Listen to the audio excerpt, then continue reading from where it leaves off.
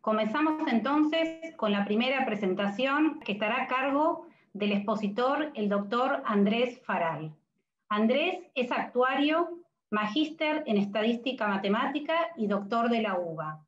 Cuenta con más de 25 años de experiencia en ciencia de datos, asesorando empresas, organismos y brindando cursos de posgrado como ser técnicas avanzadas de regresión, ciencia de datos con R, enfoque estadístico del aprendizaje automático, introducción al análisis multivariado.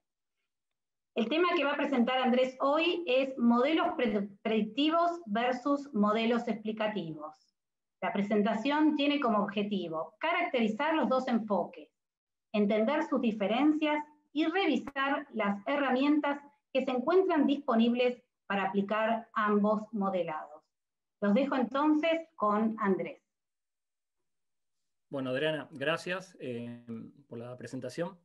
Voy a pasar a compartir la presentación. Primero quería agradecerles la invitación a las jornadas actuariales. Es la primera vez que participo. Para mí es un honor. Agradezco muchísimo la invitación y espero sinceramente que les parezca interesante el tema y la charla. Lo que vamos a tratar de ver en nuestra charla es un poco esta oposición que se ha armado en los últimos años, que creo que tiene tiene motivos para hacer una oposición entre el enfoque predictivo y el enfoque explicativo. Lo que vamos a tratar de ver es, primero, cerciorarnos que realmente no son lo mismo, que son cosas muy distintas. Después vamos a preguntarnos si se puede hacer simultáneamente, lograr el resultado en ambos enfoques. Pensar un poquito sobre qué herramientas podemos contar para cada uno de estos enfoques, qué es lo que tendríamos que manejar en cada uno de ellos, y hacer un poco de futurología pensando qué podemos esperar para el futuro. Vamos a empezar con una pequeña motivación. En el año 2009, el Head de Research de Google, Peter Norvig, sacó un artículo que la traducción es un poco compleja, pero sería algo así como la asombrosa efectividad de los datos, donde Peter Norvig básicamente plantea algo que estamos viendo últimamente, que es que quizás ya no necesitemos más tener herramientas de explicación causal, como los viejos modelos estadísticos o mecanismos científicos que nos expliquen por qué funcionan las cosas. Porque, obviamente, como hemos visto en reconocimiento de imágenes, de sonido y procesamiento del lenguaje natural, el contar con grandes cuerpos de información, de datos, está dando resultados tremendamente buenos, muchos mejores a los que hemos obtenido históricamente con los modelos científicos más convencionales. Este artículo levantó un revuelo, y en particular lo levantó fuertemente Noam Chomsky, el famoso científico, un poco defendiendo la posición científica tradicional, de la importancia de explicar los fenómenos y entender los mecanismos causales.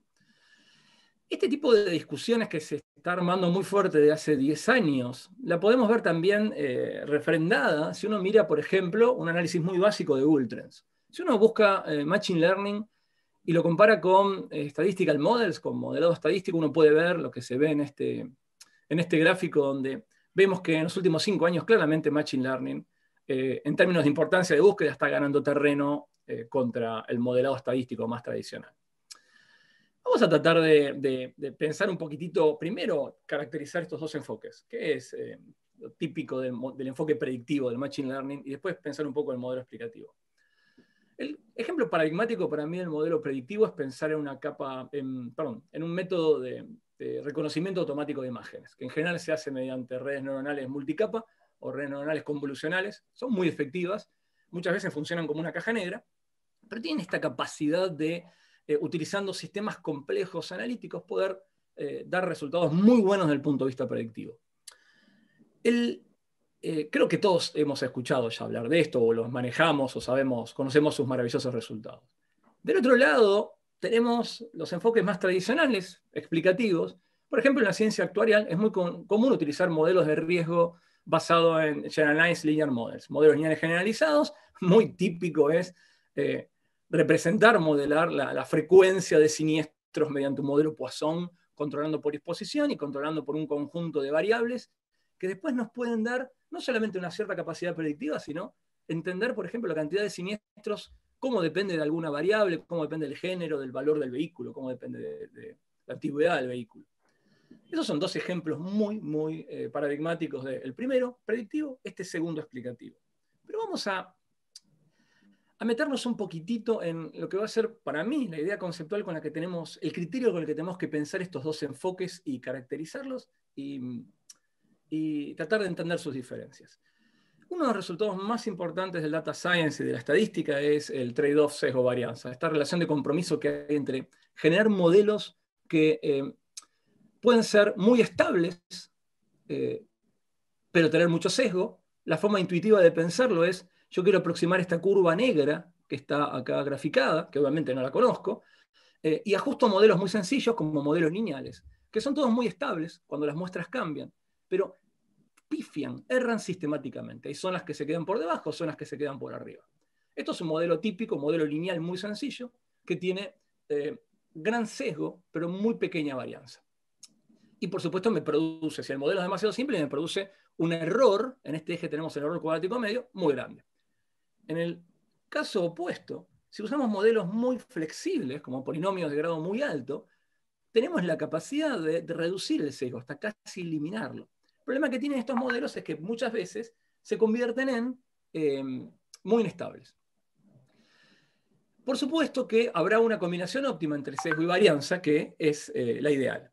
En términos más formales, esto que estamos viendo se puede expresar en un teorema que es muy conocido, que es el teorema del trade-off sesgo-varianza, donde uno puede ver matemáticamente que en un problema predictivo, supervisado, básicamente el error cuadrático medio, lo que uno erra cuando explica una Y en función de un modelo, se descompone en el sesgo al cuadrado, o sea, la capacidad que el modelo tiene de errar y no captar las esencias del fenómeno, la variabilidad, la estabilidad del método, y una varianza que se llama varianza irreductible, que es básicamente algo que no podemos explicar porque tenemos una ausencia de información que no se puede evitar.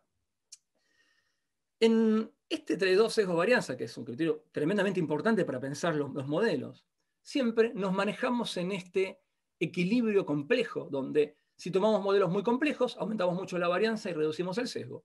Y si tomamos modelos muy simples, reducimos el sesgo, pero aumentamos la varianza. Vamos a pensar ahora a caracterizar, tratar de intentar caracterizar qué es un modelo predictivo. Un modelo predictivo es básicamente tratar de aproximar a un nuevo valor de interés, que en general lo llamamos Y. O sea, nosotros, ¿cuál es el setting de fondo? Pensamos que tenemos una variable o variables X, que son nuestras predictoras, una variable Y, que es la que queremos predecir, y hay una relación causal subyacente, que es esta F chiquita, que es la que realmente domina el fenómeno. Pero nosotros no la conocemos. Nosotros lo único que vamos a poder hacer es, con un conjunto de datos X y unos datos Y, generar una F grande que va a ser como una especie de aproximación a esta F esencial. Y lo que va a buscar el enfoque predictivo es, si yo vengo con una nueva X estrellita, lo que yo quiero es, cuando aplique mi mecanismo predictor, que esta estimación sea lo más parecido a lo que es realmente el resultado de haber tenido un predictor X estrellita que produce en la realidad un valor Y estrella. Yo lo que busco en el modelo predictivo es predecir lo mejor posible que esta Y estrellita sombrerito, la predicha, sea lo más parecido a la Y estrellita no sombrerito, la verdad, el verdadero valor. Y a mí, en este sentido, no me interesa aproximar bien a esta relación causal. Solo me interesa ser efectivo para predecir nuevos valores de Y. Y en ese sentido es que lo que hacen todos los enfoques predictivos y los más eficientes es buscar este punto óptimo del trade-off sesgo-varianza. No darle tanta bolilla necesariamente solamente al sesgo, sino buscar el punto óptimo para reducir el error. En el enfoque explicativo, por otro lado, tenemos el mismo setting, pero lo que a nosotros nos interesa es aproximar lo más posible a la verdadera relación causal. Tener un mecanismo, no tanto que prediga bien el valor de Y, sino que entienda, se parezca, aproxime lo mejor posible a la verdadera relación que existe entre Y y X desde el punto de vista poblacional, del Data Generating Process. Entonces, en este enfoque, en general, me voy a mover de este óptimo que era el óptimo predictivo y me voy a tender a utilizar modelos que son en general más complejos, porque modelos más complejos me van a permitir reducir el sesgo, porque en el fondo es el sesgo, guiarme por el sesgo es lo que manda en un enfoque explicativo. En un enfoque explicativo yo quiero tener una explicación sensata del fenómeno. Y en eso voy a intentar todo el tiempo complejizar el modelo para que la explicación sea completa y sea racional. Y en eso me voy a mover hacia la derecha en el eje de complejidad. Y lo que voy a estar haciendo es, por supuesto, reducir el sesgo, pero al mismo tiempo aumentar la varianza de los modelos. Y el problema grande es que no puedo hacer las dos cosas al mismo tiempo. O sea, yo puedo elegir estar acá o puedo elegir estar acá. No puedo estar en los dos lugares al mismo tiempo. Lo que voy a hacer ahora es mostrarles dos ejemplos de situaciones muy comunes en las que pasa esto. Primera situación.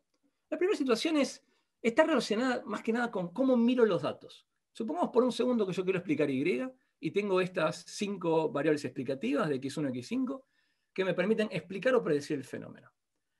Si yo estoy bajo el marco del modelo explicativo donde quiero aproximar la relación, yo voy a ingeniármelas para que con estas variables aproximar a Y, pero no para explicar a Y, para predecir a Y lo mejor posible, sino para que la relación sea lo más parecida a la relación inherente. En ese sentido es como que me moví en el eje, en este caso, hacia la derecha.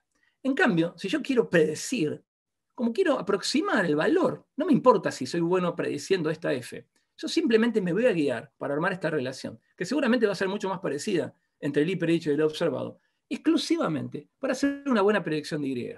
Pero lo que voy a estar haciendo es moverme en ese eje, en este caso a un modelo más simple, quizás sesgado, y en este caso un modelo más complejo, insesgado, pero con muchísima más variabilidad y por ende con mayor error. Entonces, incluso cuando tengo el mismo conjunto de covariables, si yo quiero hacer una cosa o quiero hacer otra, el resultado va a ser distinto. Segunda situación, también muy común. Yo quiero explicar Y, pero Y en el fondo depende de un factor o un conjunto de factores W, que son no observables.